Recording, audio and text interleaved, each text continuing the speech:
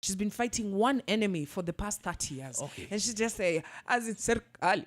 She's talking about monkeys, baboons, pesky baboons, man. These baboons have been invading her home. Yani, they've been doing things. She's worked at 22 units over there for rent. They can't even be rented because they...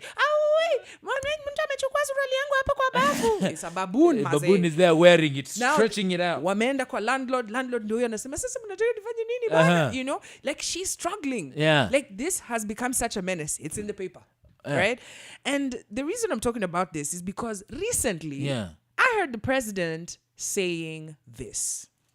Zamani mtu akiuawa na ndovu alikuwa analipwa shilingi 200,000. Tumesema kama serikali sasa mwananchi akiuawa na ndovu tunamlipa shilingi 500,000 ama mnyama yeyote. Mwananchi akiumizwa na ndovu tumeweka graduation. Ingine watalipwa 300,000, ingine 2,000,000, kama amekumiza zaidi tunapigisha 4,000,000. Bora hujasafiri kwenda ile safari ya mbele ya kwenda mbali. Bora bado huko area tunakushughulikia. Kama hiyo. Okay.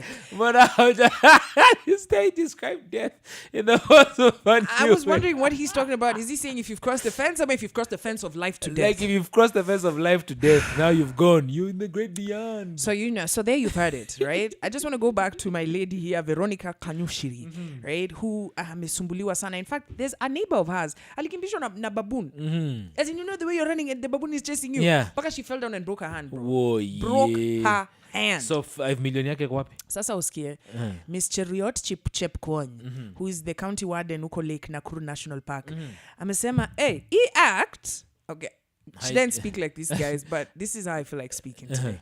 He act sioni kama baboon imeincludiwa hapo. This Human Wildlife Conflict Conservation Act ya 2013. I hear just stipulate kitu yote juu ya baboons. See, it's wildlife. Did you hear the president saying that mnyama yoyote ama baboon baboon si mnyama ama baboon ni kuzo? No, but like, let me ask you a question. No, for real though, like for real Kenyans, for reals. And I'm not talking about you nini guys for wash. Step aside. How can you, what can you do right now to make 5 million? Ha! I'm glad that you asked that question. Number one, naona hii massage Nimesema parlor. mambo ya Do you know how many people you gotta massage before you make 5 million? Ay, my friend.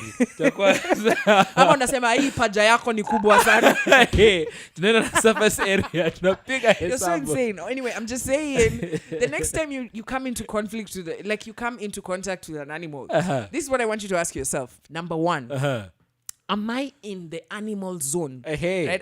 I don't think the president was talking about this. I think he was talking about going to their zone. To their zone, right? Not them coming to yours. Okay, maybe both. Maybe scratch that. At point 0, the first question you need to ask yourself, am I dead? Am I dead or am I alive? If am you're I alive. crossed? Number 2, am I in the animal zone? Right? If you are not in the animal zone, number 3, don't run. Stand. And wait. No, they say to do lie down, you know. You're told when you're being chased by a lion, what do you do? Lie down and act stand dead. still. Just be like statue.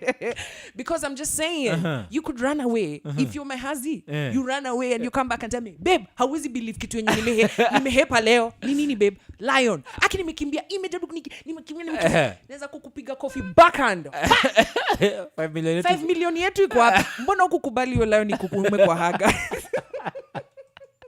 You know what? Here is Ira Star with Commas. Good morning.